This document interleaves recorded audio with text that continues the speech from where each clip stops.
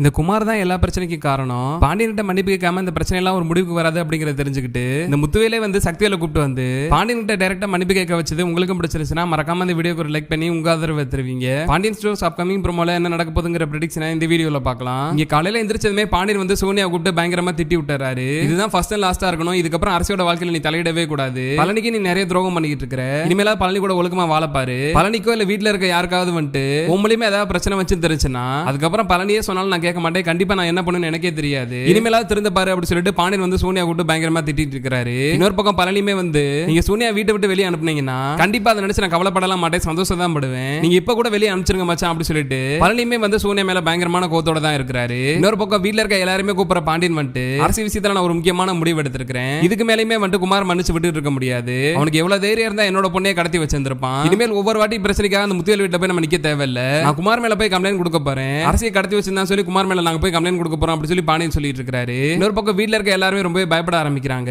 எதுக்கு தேவையில்லாத வேலையெல்லாம் பாத்துட்டு இருக்கீங்க? நீங்க போய் ஸ்டேஷன் கம்ப்ளைண்ட் கொடுக்க போனா அரசையும் கூட கூப்பிட்டு போகணும். எதுக்காக இந்த பிரச்சனை தேவையில்லாம அரசு இழுத்து வரீங்க? அதெல்லாம் வேண்டாம்னு சொல்லிட்டு இருக்காங்க. கதிர் செந்திலுமே வந்துட்டு கம்ப்ளைண்ட் எல்லாம் கொடுக்க வேண்டாம், அந்த குமாரை நாங்க பாத்துக்கிறோம் அப்படி சொல்லிட்டு குமார் அடிக்கிறதுக்காக கிளம்பிட்டு இருக்காங்க. இப்படி எல்லாம் நடக்கும் தெரிஞ்சுதான் நான் வேண்டாம்னு சொல்றேன். ஏற்கனவே சரணோட கல்யாண டைம்ல நீங்க ஸ்டேஷனுக்கு எல்லாம் போயிட்டு வந்தது பத்தாதா? அப்பயும் இப்படிதான் தேவையில்லாம என் பேச்சு கேட்காம போய் பிரச்சனை பண்ணிட்டு வந்தீங்க. இப்பயும் போய் பிரச்சனை பண்ணிட்டு நீங்க உள்ள உட்காந்தீங்கன்னா உங்க குடும்பத்தெல்லாம் யார் பாக்குறது? அதெல்லாம் ஒண்ணுமே தேவை கிடையாது. நான் சொல்றதை கேளுங்க. இந்த பிரச்சனை இதுக்கப்புறம் நீங்க யாருமே தலையிட வேண்டாம், நான் பாத்துக்கிறேன் அப்படி சொல்லிட்டு அரசியும் கோமதி கூப்பிட்டு பாண்டியன் வந்து டைரக்டா ஸ்டேஷனுக்கு போயிடுறாரு. ஸ்டேஷனுக்கு போனதுமே பாண்டியன் வந்து இன்ஸ்பெக்டர் கிட்ட நடந்த எல்லா விஷயத்தையுமே சொல்லி என் பொண்ணை பிளாக்மெயில் பண்ணி தான் கடத்தி இருக்கிறான், என் பொண்ணோட வாழ்க்கையே போயிருச்சு, இல்லைன்னா இந்நேரம் என் பொண்ணுக்கு கல்யாணம் நடந்து முடிஞ்சிருக்கும் அப்படி சொல்லிட்டு ஒட்டுமொத்த ஆதங்கத்தையுமே போலீஸ் ஸ்டேஷன்ல கொட்டிடுறாரு. போலீஸ்காரங்களுமே வந்துட்டு கம்ப்ளைண்ட் எழுதி கொடுத்துட்டு போக சொல்லிடுறாங்க. கம்ப்ளைண்ட் எழுதி கொடுக்கறதுக்கு அரசி தாங்கிட்டு இருக்கிறப்ப பாண்டியன் வந்துட்டு அதை கொடுங்க நான் எழுதி தரேன் அப்படி சொல்லிட்டு குமார் மேல கம்ப்ளைண்ட் எழுதி கொடுத்துறாரு. இங்க போலீஸ்காரங்களுமே வந்துட்டு குமார் அரெஸ்ட் பண்றதுக்காக ஸ்டேஷன்ல இருந்து கிளம்பிடுறாங்க. இன்னொரு பக்கம் குமாரை பார்த்தனா வீட்டுக்கு வந்ததும் இவ்வளவு தூரம் பிரச்சனை நடந்திருக்கு இப்பயாவது திருந்தோன்னு கொஞ்சம் கூட நினைக்காம மறுபடியும் வீட்டுக்கு வெளியே நின்றுட்டு கதிரி செந்திரி பார்த்து வம்பளுத்துட்டு இருக்காரு. இதுக்கு தானே நான் அப்பா கிட்ட சொன்னேன் கம்ப்ளைண்ட் எல்லாம் கொடுக்க வேணாம், நான் நம்மளே பாத்துக்கலான்னு. பாருங்க அவனுக்கு எவ்வளவு தைரியம் இருந்தா மறுபடியும் வந்து நம்ம கிட்ட பிரச்சனை பண்ணிட்டு இருக்கான். இவனை சும்மா விடக்கூடாது, வானே போய் அடிக்கலாம் அப்படி சொல்லிட்டு கதிர் செந்தில் ரெண்டு பேருமே வந்து குமார் அடிக்கிறதுக்காக போறாங்க.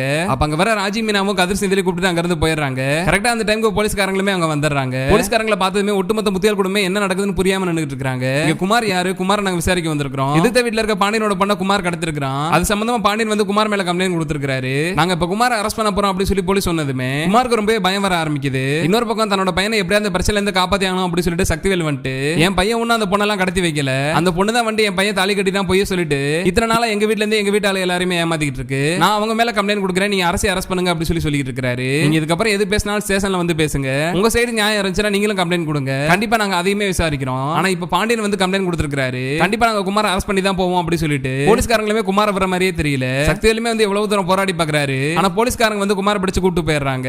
சக்திவேலுக்கு அடுத்து என்ன பண்றதுனே தெரியல. உடனே எல்லா கோபத்தையும் அப்படியே முத்துவேல் மேல காட்ட ஆரம்பிக்கிறாரு. இது எல்லாத்தையுமே குமார் உங்களுக்காக தானே பண்ணா, உங்களோட கௌரவம் போயிடக்கூடாதுங்கிறதுக்காக தானே இப்படி எல்லாம் பண்ணா, நம்ம குடும்பத்தை ராஜி அவமானப்படுத்திட்டு போச்சு, அதுக்காக தானே குமார் இப்படி எல்லாம் பண்ணிருக்கான். இன்னைக்கு அதனால குமாரோட வாழ்க்கையே போகுது, ஏன்னா இப்பயும் அமைதியாவே இருக்கிறீங்க, ஏதாவது பண்ணுங்க, குமாரோட வாழ்க்கை உங்க கையில தான் இருக்கு, நீங்க தான் குமார காப்பாத்தி ஆகணும் அப்படி சொல்லிட்டு சக்திவேல் போய் முத்துவேல்கிட்ட புலம்பிட்டு இருக்காரு. பிரச்சனையோட தீவிரத்தை புரிஞ்சுட்டு முத்துவேலுமே வந்துட்டு என்ன பண்ண சொல்ற, எல்லா தப்புமே உன் பையன் மேல தான் இருக்கு, அவன் அரசியை விருப்பப்பட்டு கல்யாணம் பண்ணியிருந்தானா பரவாயில்ல, அரசிக்கு விருப்பமே இல்லைன்னு தெரிஞ்சுமே இந்த பாண்டியன் குடும்பத்தை பழி வாங்குறேன்னு சொல்லிட்டு தேவையில்லாம அரசியை கடத்தி வச்சிருக்கான். பொண்ணெல்லாம் கடத்தி வச்சு அப்புறம் என்ன பண்ணுவாங்க? கண்டிப்பா என்னால இந்த பிரச்சனையில இருந்து குமார காப்பாத்தவே முடியாது. இதுக்கு ஒரே ஒரு வழி தான் இருக்கு. இந்த கௌரவம் பாக்குறது எல்லாத்தையுமே விட்டுட்டு ஒழுங்கா என் கூட வா, டைரக்டா போய் பாண்டியன்கிட்ட மன்னிப்பு கேட்டுருவோம், பாண்டியன்கிட்ட மன்னிப்பு கேட்டு இந்த கேஸ் வேணுமா வாபஸ் வாங்க சொல்லுவோம். இதை மட்டும் பண்ணாம கண்டிப்பா நம்மளால குமார காப்பாத்த முடியாது அப்படி சொல்லிட்டு முத்துவேல் வந்து ரொம்ப தெளிவா சொல்லிடுறாரு. என்னால அந்த பாண்டியன்கிட்ட வந்து மன்னிப்பு கேட்க முடியாது அப்படி சொல்லிட்டு சக்திவேல் வந்து பிடிவாதமா இருக்காரு. வீட்டுல வடிவு மாறு பாட்டி அப்படி சொல்லிட்டு எல்லாருமே வந்து சக்திவேல் வந்து வற்புறுத்த ஆரம்பிச்சிட்டாங்க. வேற வழியே இல்லாம விருப்பமே இல்லாம ஒட்டுமொத்த முத்துவேல் குடும்பமே வந்து பாண்டியன் வீட்டுக்குள்ள போறாங்க. உங்களெல்லாம் பார்த்ததுமே பாண்டியன் எதுவுமே பேசாம தலைகீழ போட்டு அமைதியா உட்கார்ந்து இருக்காரு. அப்ப டைரக்டா போய் பாண்டியன் பேசுற முத்துவேல் வந்துட்டு குமார் பண்ண எல்லா விஷயத்துக்காக நான் மன்னிப்பு கேட்டுக்கிறேன், இதுக்கப்புறம் கண்டிப்பா குமார்னால எந்த ஒரு பிரச்சனையுமே வராது, இந்த ஒரே ஒரு வாட்டி அவனை மன்னிச்சு விட்டுருங்க, எங்க கூட கிளம்பி ஸ்டேஷனுக்கு வாங்க, குமார் இதுக்கப்புறம் எந்த ஒரு பிரச்சனையும் பண்ண மாட்டான், இந்த ஒரு தடவை மட்டும் அவனை மன்னிச்சு வெளியே விட்டுருங்க, கேஸ் வாபஸ் வாங்குங்க அப்படி சொல்லிட்டு முத்துவேல் பேசுறாரு. என்னதான் முத்துவேல் வந்து டைரக்டா அப்படி மன்னிப்பு கேட்டாலுமே பாண்டியனுக்கு இதுல சுத்தமா விருப்பமே இல்ல. இன்னொரு பக்கம் கோமதியுமே வந்து அவங்க அணைகளை கண்டுக்காம அவங்க பாட்டுக்கு நிக்கிறாங்க. கண்டிப்பா தன்னோட பையனை இதுக்கப்புறம் காப்பாற்ற முடியாது அப்படிங்கிறது சக்திவேலுக்கே புரிஞ்சிருது. கூடிய சீக்கிரமே இது மாதிரி நடந்து இந்த முத்துவேலே வந்து சக்திவேலை கூப்பிட்டு வந்து பாண்டியன் கிட்ட மன்னிப்பு கேட்க வச்சு இதுக்கப்புறமா இந்த குமார் வந்துட்டு இந்த பாண்டியன் குடும்பத்தோட எந்த ஒரு பிரச்சனையும் பண்ணாம இருந்தா நல்லா இருக்கும்னு நீங்களும் நினைச்சீங்கன்னா மறக்காம இந்த வீடியோக்கு ஒரு லைக் பண்ணி உங்க ஆதரவு தருவீங்க.